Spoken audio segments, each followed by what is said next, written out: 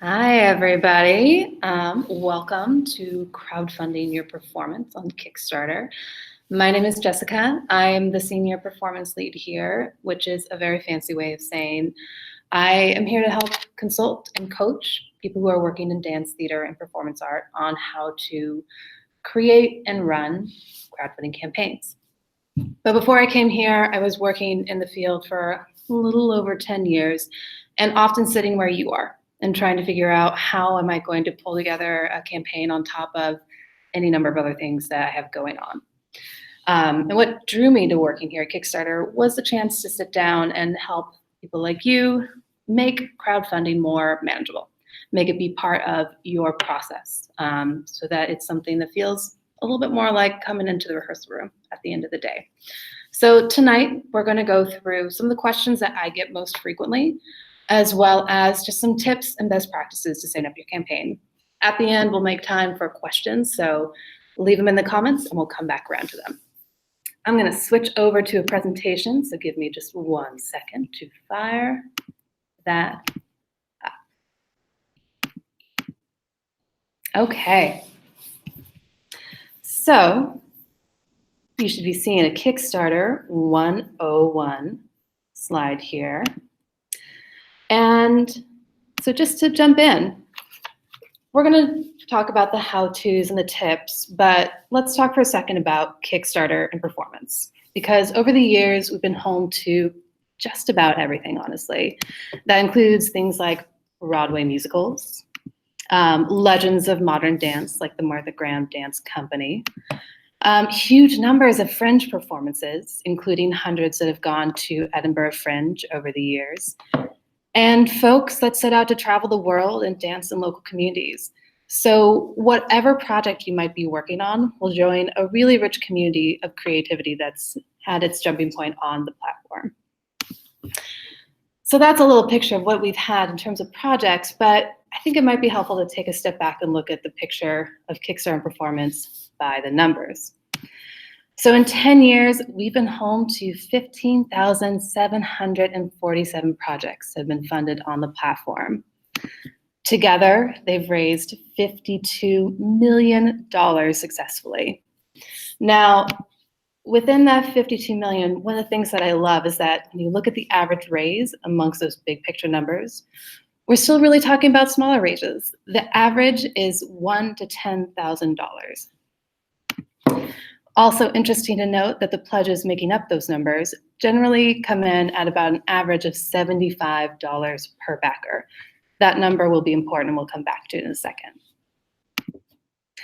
But now that we have some context covered for the performance categories, let's dig into actually making your campaign.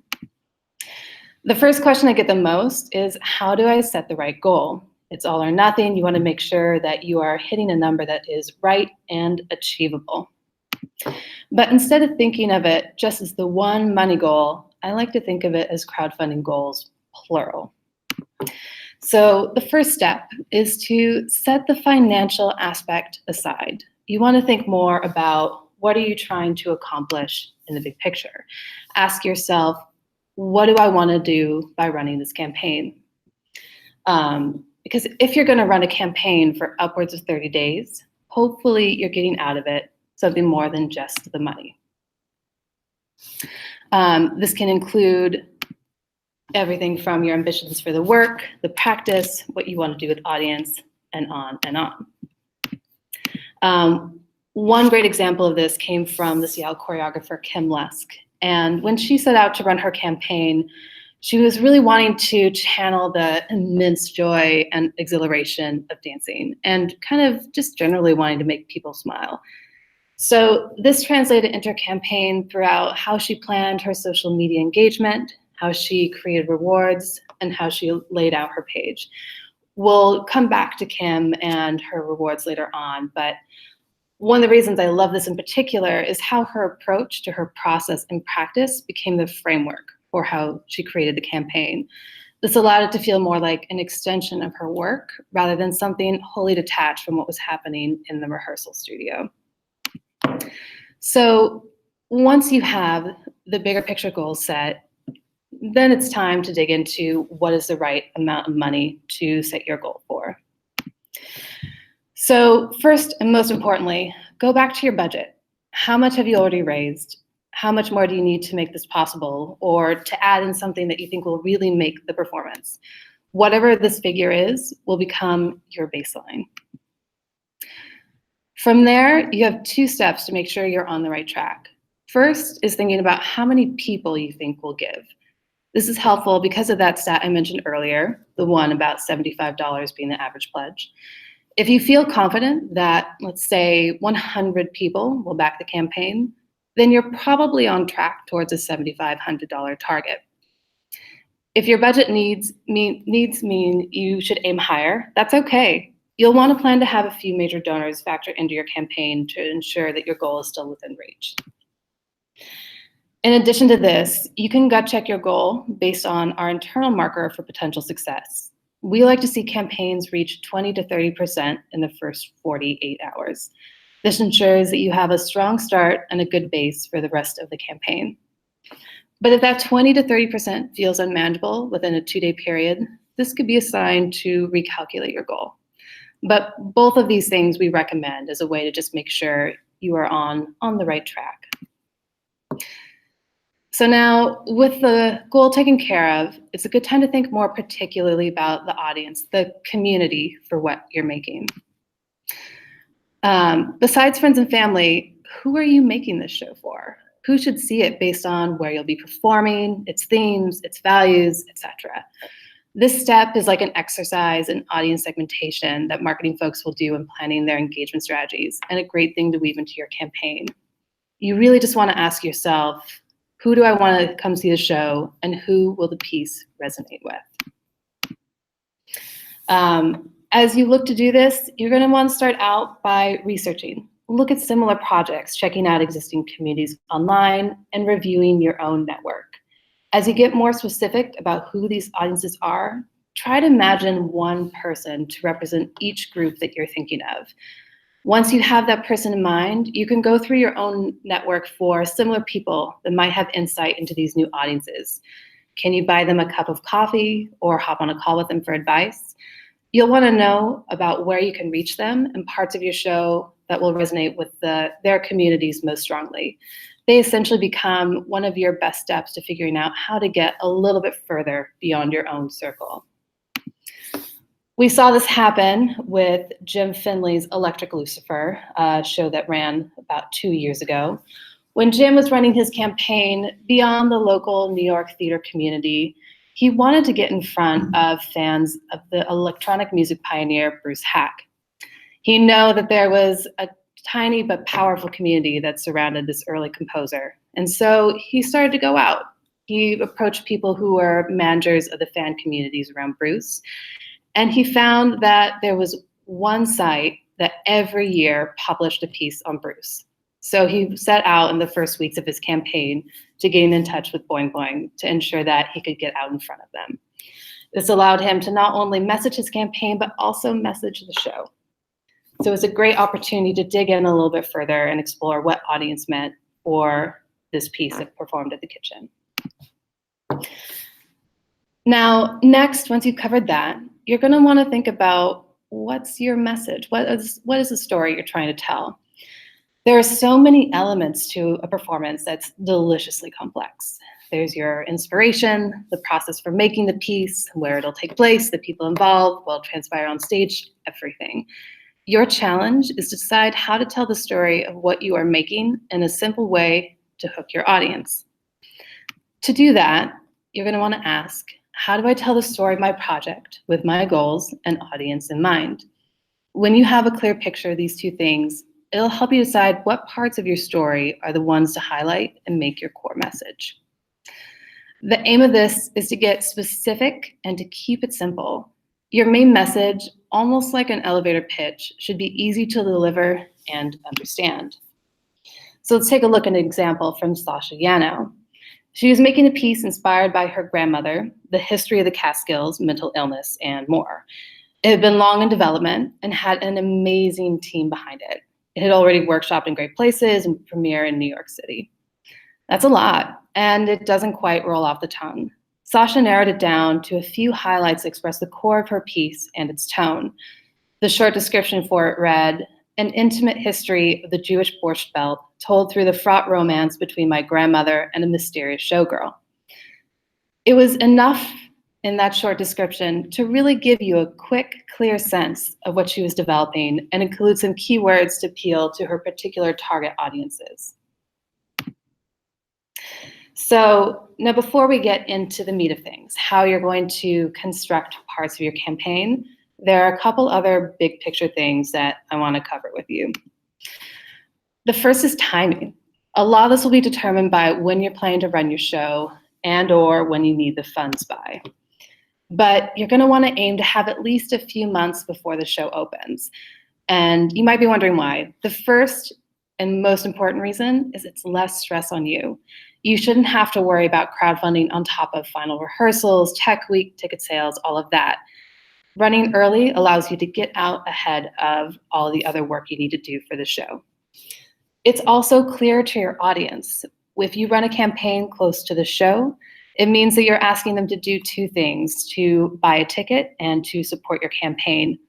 Both are worthy asks, but you're asking them to take two different kinds of action, which can be confusing to them. So on top of that, you're going to want to avoid the holidays if possible.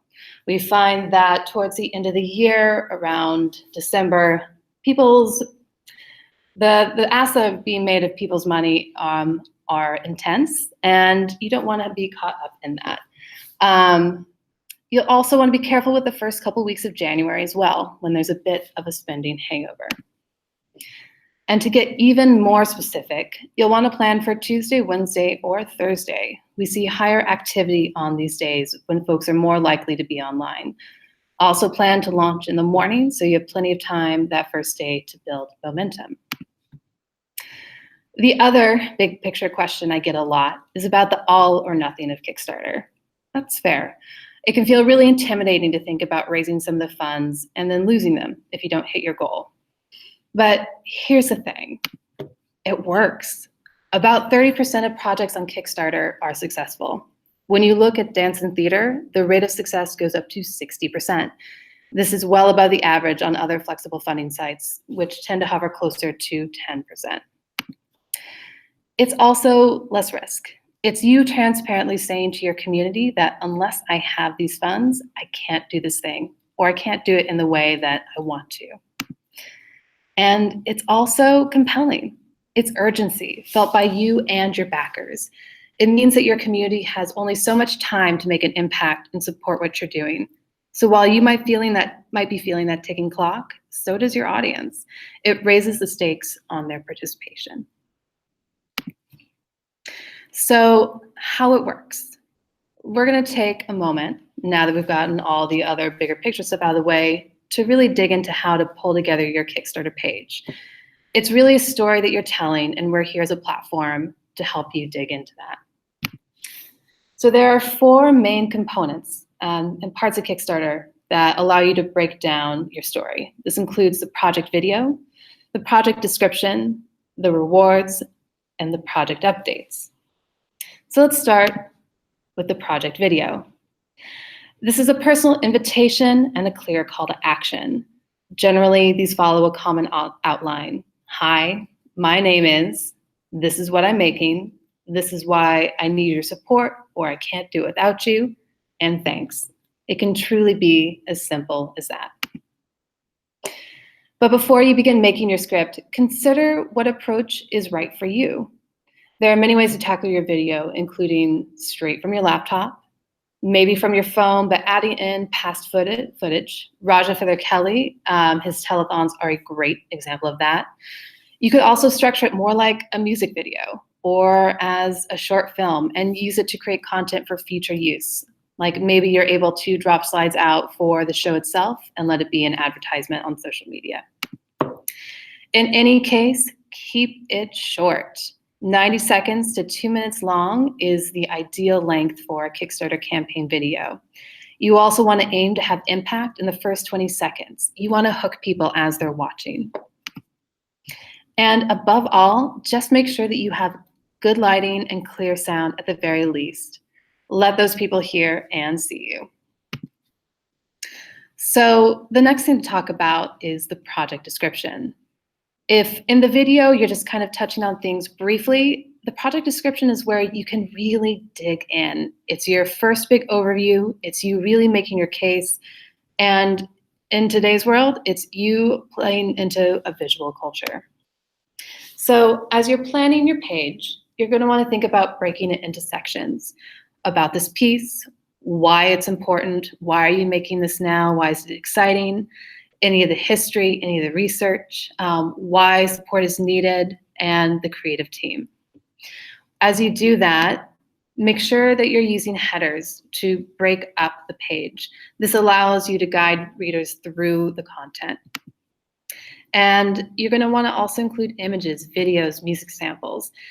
These elements will help you illustrate what you're working on. You can have snapshots from the rehearsal room. You could have a clip of music that you've just been developing, maybe a sample piece of choreography, whether it makes it into the show or not. All of these things visually create the world of the show that you are developing and help people understand what you're doing in addition to the words you have on the page itself. Now, project rewards is an area where I think performance is sometimes people think of as a challenge because it is not, a performance is not a thing. It's not something you can own a copy of. But it's actually a really interesting opportunity on Kickstarter to get creative, to invite people into your process and allow for a shared experience with your backers. There are 4 main areas that we kind of break reward types into. We have the thing, so this could be something like a ticket to the show, it could be a pre-sale access, something like that. There's experience related to the show. It could be an opening night toast, it could be coming into the rehearsal room with you. There are mementos, maybe a sketch from the drawing board, from the costume designer, and there are acknowledgements. So this could be a shout out on social media, or it could be something that's in the program. As far as hard numbers, we do recommend that you have at least 5 to 7 tiers on the site. And this ensures that you have a nice variety from low to high that your backers can opt into. We do recommend that you have a pledge level at $25 because this is the most common one. You'll want to make sure that whatever you offer at $25 is something that will be interesting for your audience and easy for you to deliver because you will probably be making or offering up lots of them. And $100 is the reward tier that generates the most money. So we do recommend you have something at this level as well. It may not be the level where you see the most people coming in, but it's enough to make a real difference towards your bottom line. So let's look at a few examples. I mentioned Kim Lusk earlier and her performance, A Dance for Dark Horses. At $100, Kim offered a commissioned dance. You would give her a word and she would make you 8 counts of choreography. It turned into a really fun opportunity to see her process and to eventually contribute to the piece itself. Now, this was something that was easy for Kim to do. She would flip open her laptop at the end of rehearsal and was exciting for her backers. We saw that 13% of backers came in for the commissioned dance and 19% of the funds. The next example might possibly be my favorite reward of any project that I've ever seen, and it came from Saul Williams. Now, at $1, Saul didn't offer a shout out or anything like that. He offered the following lines. An invisible North African kitten named Choo Choo Bird, who will visit you in your dreams once every blue moon. She is the spirit of harmony. Let that sink in. In that just couple quick lines, you get a sense of the poetry, the thought process, the world that is going into Neptune's Frost. And all that Saul had to do was create a line of poetry. So when you're thinking of rewards, you can really get creative and let them be something that is conceptual and ties into the world of your show. A couple other good concrete examples come from Jim Finley's Electric Lucifer. As I mentioned, pre-sales can be a nice option if you are performing in a venue that you don't have control over the tickets. In this case, Jim was performing at a venue that traditionally sells out. He negotiated with the venue, and they agreed to a 2-window pre-sale period just for Kickstarter backers. 17% of the backers came in at that level, so it was something that was intriguing to his audience. The other reward that I think is pretty great from Jim on this particular campaign was the certificate of no fucking regrets. Now, Electric Lucifer was a battle between heaven and hell, and Jim himself is pretty reverent. So when he was looking at his process, what he and the company were doing, he was looking at the opening night and kind of through the run, what they would do before everybody hit the stage.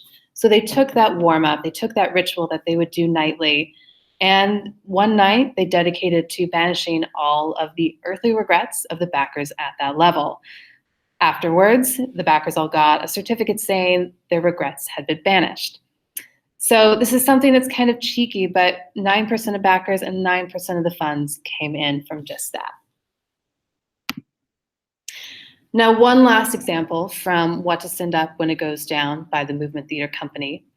They offered a couple of things that tied into the process really well and also allowed their audience to get back. The first was the $25 Subway Toolkit, where backers received a special Spotify list and the reading list that the company had used as they were developing the piece. It was a nice insight into the making of. They also offered at $75 a seat for you and a seat for me. At this level, you did get a ticket to the show, but you also were buying a ticket for a member of the community, somebody who may otherwise not have been able to attend. You are supporting their initiative towards radical inclusivity. So their rewards here played into their values as a company and were an extension of that in a nice way. So the last component of the Kickstarter page that we're going to talk about tonight are the project updates. Now, this is your way of keeping in touch with your audience. This is during the campaign, but also after. These are updates that appear on the Kickstarter page, but also go straight to your backers' inbox. Now, this is important because your backers are a community of people who have said they care about you enough to support what you are doing. So you want to keep them in the loop and keep them in the loop in a way where you're not always asking them to take an action like support or buy a ticket. We're not going to watch this right now, but I highly recommend checking out this particular update from Reading Rainbow and LeVar Burton. It's a great example of how you can be transparent about where you are in your process and the impact of something like the campaign on you. In this video, LeVar is reacting to the campaign hitting $1 million in 24 hours, and he is moved to tears. And besides LeVar Burton tears being the most beautiful tears of all, you get to see how truly moved he and his team are by this moment and seeing the support. More traditional updates can look like just keeping people posted on where you are in your process, what's happening in rehearsals, if there's a new development that's happened with the piece. It can be making sure people are looped in when tickets go on sale or as you're moving into the theater. And if you're getting press, your backers are great people to share that with. So as we start to look beyond the Kickstarter platform, let's think for a minute about how you're telling your story on and off the internet. So before you launch, you're going to want to take time to lay out a calendar of communication for before and during the campaign. This is going to help you ensure that you are set up to go from well before you hit launch. You're going to want to make content early.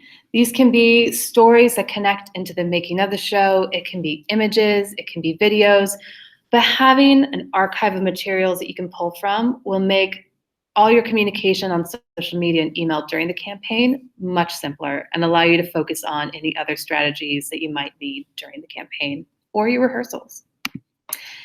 You're also going to want to identify a couple groups before you launch. One is a group of people who can support the campaign as soon as you go live. This is like 5 to 10 people who you know you can ask in advance, and then on the day of, text them, email them to say, hey, the time is now. This group is important because there can be a bandwagon mentality with crowdfunding, and their early gifts show that there is momentum and will help incentivize more people to jump on and support the campaign. You're also going to want to identify a group of people who can help share the message of the campaign.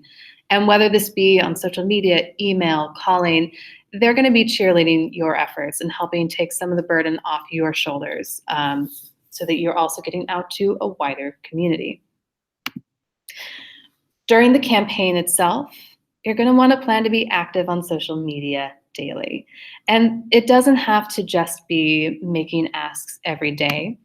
You can incorporate strategies such as thank you posts, the follow-up gratitude where you are saying, hey, I see you and thank you. It can be stories that you're telling that you want to make sure people are aware of, or the research that you've done, or maybe the experience that inspired you to make the piece itself.